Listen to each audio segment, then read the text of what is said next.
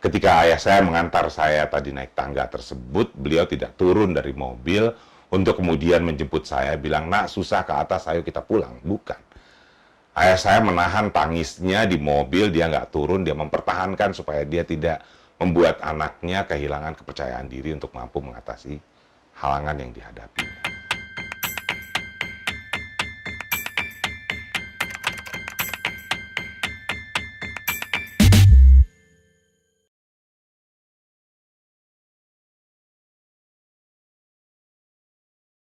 Halo, saya Andri Satriago. Beberapa waktu yang lalu, ketika saya bicara di depan mahasiswa di salah satu kampus di Indonesia, saya mendapat sebuah pertanyaan yang menurut saya sangat dalam, tapi saya sendiri tidak pernah memikirkannya. Pertanyaannya simpel sebenarnya, dan saya harusnya bisa bercerita dengan panjang lebar mengenai hal ini. Pertanyaan adalah, bagaimana saya bisa menjalani kehidupan sesudah 32 tahun saya duduk di kursi roda ini? Ini pertanyaan yang menurut saya simple dan saya banget. Tapi menjawabnya agak susah, harus memikirkannya dulu. Karena memang tidak gampang menjalani kehidupan dengan kursi roda ini. Apalagi selama 32 tahun sudah terjadi, sudah berjalan. Jadi saya coba pikirkan, kemudian ada beberapa poin yang kemudian saya tuliskan di salah satu media sosial yang saya aktif di dalamnya. Jadi menurut saya ada 4 hal yang membuat saya survive sampai sekarang. Dengan berbagai perjalanan hidup, naik, turun, dan sebagainya. 4 hal. Yang pertama adalah have faith. Punya keyakinan. Punya keyakinan bahwa apapun yang kita terima saat ini adalah hal yang terbaik yang diberikan oleh Yang Maha Kuasa. Ini hal yang gampang diucapkan, tetapi sangat susah untuk dijalankan. Saya mengerti hal tersebut, dan saya juga mengalami hal itu. Karena konsep ini sebenarnya mendasar sekali, bahwa apapun yang kita terima sebagai orang yang beragama, punya keyakinan, pastilah hal yang terbaik. Kalau nggak kita bisa rasakan sekarang, akan kita bisa rasakan nanti. Nah, dalam perjalanannya tidak selalu gampang untuk berserah diri seperti itu. Tetapi satu hal yang saya yakin adalah dengan memiliki keyakinan itu, dengan memiliki have faith tadi, at least ada pegangannya. Ketika kesusahan itu datang, ketika saya harus berhadapan dengan berbagai hal yang susah itu, bahwa ini adalah bagian dari ujian dan bagian dari proses saya menjadi lebih baik untuk naik kelas, dan ada yang baik yang akan hadir di belakangnya. Dan dalam perjalanannya selalu terjadi hal yang lebih baik buat saya.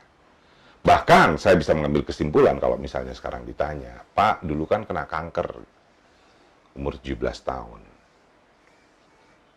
Apa kesimpulannya?" Well, mungkin saya bisa mengambil kesimpulan saat ini bahwa kanker yang saya derita waktu itu, kanker kelenjar getah bening, telah memberikan saya lebih banyak dibandingkan dengan apa yang diambil dari diri saya. Saya jadi nggak bisa berjalan, tapi saya mengalami kehidupan yang luar biasa dinamis. Saya bisa sampai kepada apa yang saya lakukan sekarang dengan pemikiran-pemikiran yang ada, menurut saya adalah proses pembelajaran yang saya alami karena ada kanker di awal perjalanan hidup saya 32 tahun yang lalu itu. Jadi itu yang pertama. Punyalah keyakinan bahwa selalu akan ada hal yang lebih baik yang datang kepada Anda ketika Anda mendapatkan kesusahan. Have faith. Yang kedua, have fight. Harus melawan. Saya ingat sekali ketika saya harus pertama kali kuliah. Itu diantar oleh almarhum ayah saya ke kampus di Bogor. Saya turun dari mobil, pakai kursi roda, bawa tongkat karena waktu itu masih pakai brace. Lalu ada pertemuan yang harus saya hadapi, pertemuannya di lantai 4. Dan zaman itu kita belum punya kesetaraan, disabilitas, dan sebagainya. Jadi hal pertama yang saya hadapi ketika turun kampus adalah tangga. 4 lantai saya harus hadapi dengan tangga tersebut. Saya nggak tahu gimana caranya. Dan saya sempat berpikir waktu itu, ya sudahlah, pulang aja. Balik kanan gitu, kemudian pulang. Tetapi itu tidak saya lakukan. Kalau saya balik waktu itu, menuju mobil kembali, mungkin saya tidak sampai seperti apa yang saya dapatkan sekarang. Tapi pada saat itu saya tidak balik, saya menuju tangga tersebut, melihat ke atas, kemudian berpikir gimana caranya bisa sampai atas ya. Lalu tiba-tiba ada seorang kakak kelas gitu, datang, nanya sama saya, "Kamu mau naik?" "Iya kak." "Bisa?" "Enggak." "Ya sudah, ayo jalan sama saya. Pegangan sama saya, terus kita naik jalan ke atas." Saya bilang waktu itu, "Kak, nggak bisa, karena saya berat, dan kakak sendirian, nggak mungkin kita nyampe ke atas." Tapi dia bilang, "Udah pegangan aja dulu, nanti juga ada yang lewat, dan pasti akan bisa bantuin. Kak, ini 4 lantai. Pegangan aja dulu." Ternyata benar, ketika saya mulai pegang, kemudian ada satu orang datang lagi, mau ke atas, ayo diangkat gitu. Sampai lantai 1, lalu ada lagi yang gantian, saya pegangan pundaknya, naik lagi sampai lantai 2, lantai 3, lantai 4. Sampai saya di lantai 4. Walaupun saya nggak tahu turunnya harus gimana. Tapi saya sampai di lantai 4. Dan saya hadiri pertemuan itu. Dalam perjalanannya saya baru ketahui bahwa ternyata semua praktikum kebanyakan berada di lantai 4 itu. Saya tidak pulang. Dengan proses yang sama, 4 tahun kemudian saya menjadi insinyur. Apa yang ingin saya sampaikan adalah, teman-teman, ketika Anda mulai melawan, banyak sekali pintu yang kebuka. Ketika Anda menyerah, semua pintu tertutup. Dengan cara yang sama, saya kemudian bekerja. Dengan cara yang melawan yang sama, kemudian saya sempat mengunjungi hampir seluruh benua yang ada di dunia saat ini. Dengan cara yang sama, saya mendapatkan pekerjaan yang saya punya sekarang. Saya memimpin sebuah perusahaan dengan omset lebih di atas 1 miliar US dollar. Perusahaan asing pula. Bukan karena saya jago, saya yakin. Tapi karena saya punya keyakinan bahwa apa yang saya jalankan pasti akan diberikan hal yang terbaik oleh Tuhan ketika saya menjalankannya dengan baik. Dan saya melawan keterbatasan yang ada. Yang ketiga, ini menarik. Menurut saya, have friends. Punyalah teman. Saya tidak begitu percaya dengan terminologi yang mengatakan ekstrovert, introvert, orang introvert susah dapat teman, lalu ada tipikal orang dan sebagainya. Menurut saya, setiap manusia pasti punya kesempatan untuk mendapatkan teman karena kita makhluk sosial. Masalahnya mau ada usaha atau tidak untuk itu. Saya beruntung punya teman banyak. Dan teman-teman saya baik. Karena saya percaya teman yang baik akan memberikan energi yang baik untuk Anda. Disertasi saya kebetulan mengenai pengaruh orang terhadap orang lain. Dalam konteks leadership dan followership. Dalam satu kajian itu ada istilahnya namanya Pygmalion Effect. Yang diambil dari mitologi Yunani. Pygmalion Effect itu bercerita jika seseorang memberikan ekspektasi yang tinggi kepada orang lain dalam hubungan yang baik, maka orang lain tersebut akan memiliki apa yang disebut sebagai self-fulfilling prophecy. Keyakinan diri karena dipercaya oleh orang lain. Dan dengan itu dia akan berprestasi lebih tinggi dibandingkan dengan apa yang seharusnya dia bisa capai dengan cara biasa. Saya merasa Pygmalion Effect pertama terjadi di keluarga saya. Ketika kedua orang tua saya yakin bahwa saya bisa sekolah lagi. Ketika ayah saya mengantar saya tadi naik tangga tersebut, beliau tidak turun dari mobil untuk kemudian menjemput saya, bilang, "Nak, susah ke atas, ayo kita pulang." Bukan. Ayah saya menahan tangisnya di mobil, dia nggak turun, dia mempertahankan supaya dia tidak membuat anaknya kehilangan kepercayaan diri untuk mampu mengatasi halangan yang dihadapinya. Teman-teman saya juga. Mereka yakin bahwa saya akan sampai ke lantai 4. Oleh karena itu saya punya keyakinan diri untuk sampai ke lantai 4. Ketika kondisi saya sudah seperti sekarang ini, saya bayangkan dulu bagaimana cara naiknya ke atas. Saya sendiri ngeri ya, ngebayangkan gimana caranya saya bisa nyampe ke atas. Setiap minggu barangkali 2-3 kali praktikum. Kok nyampe ya? Kok selesai juga ya? But you have friends, teman-teman yang baik. Begitu juga dalam pekerjaan saya. Kalau sekarang saya ditanya kenapa saya yang kemudian dipilih menjadi CEO di pekerjaan sekarang ini sekian lama. Mungkin saya bisa katakan bahwa karena teman-teman saya menyukai dan menyayangi saya. Because my friends love me. Dalam berkarir, semakin tinggi Anda ke atas, itu ditentukan bukan oleh atasan Anda, karir Anda, tetapi oleh teman-teman, oleh peers Anda, oleh tim Anda. Ketika semua orang mengatakan Anda baik, jalurnya aman. Tapi ketika ada 1-2 orang mengatakan, oh dia begini, dan sebagainya, pengaruh dari teman yang merasa di-treat tidak baik itu akan sangat besar dalam perjalanan karir Anda. Dalam konteks have friends ini, barangkali nasihat ayah saya di awal-awal saya bekerja itu relevan sekali. Saya ingat nasihat ayah saya ketika saya pertama kali mau berangkat kerja. Itu sekitar tahun 92, 93 gitu, 93 barangkali.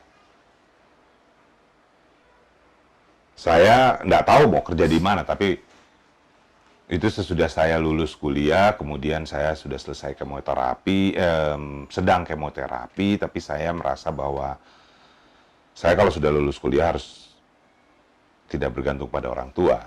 Jadi, saya mau cari kerja aja, mau keluar dari rumah, kemudian ketemu siapalah, teman atau apa. Jadi saya bilang sama ayah saya bahwa saya ingin, Pak, saya mau kerja. Gitu. Ayah saya nggak nanya mau kerja di mana dan sebagainya waktu itu. Beliau cuma duduk, menerima salam saya, kemudian dia bilang, "Nak, kau kerja hari ini. Dalam bekerja itu, jadilah pemimpin, Nak. Pemimpin diri kau sendiri." Saat itu nggak begitu mengerti saya. Tetapi dalam perjalanan karir saya baru sadari betul bahwa kita yang menentukan kita mau kemana dalam bekerja. Tidak tergantung pada bos, tidak tergantung pada lingkungannya. Profesional pada akhirnya adalah definisi simpel sekali. Selama duitnya Anda ambil, gajinya Anda bawa pulang, Anda harus give it the best, berikan yang terbaik. That's professional. Kalau Anda tidak suka, ya jangan di situ. So, itu nasihat beliau. Jadilah pemimpin buat diri kau.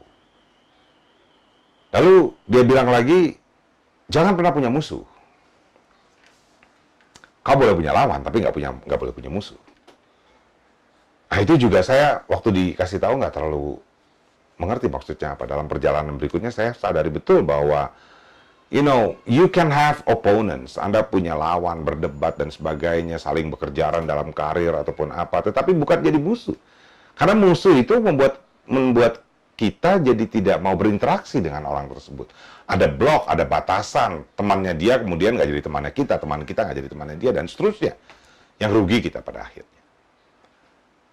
Lalu yang terakhir dia bilang lagi bahwa, nah, kalau kau senyum sama bos kau, kasih senyum sebaik itu juga pada office bos kau, pada office boy kau. Itu akan membuatmu dihargai, respect. You cannot buy respect.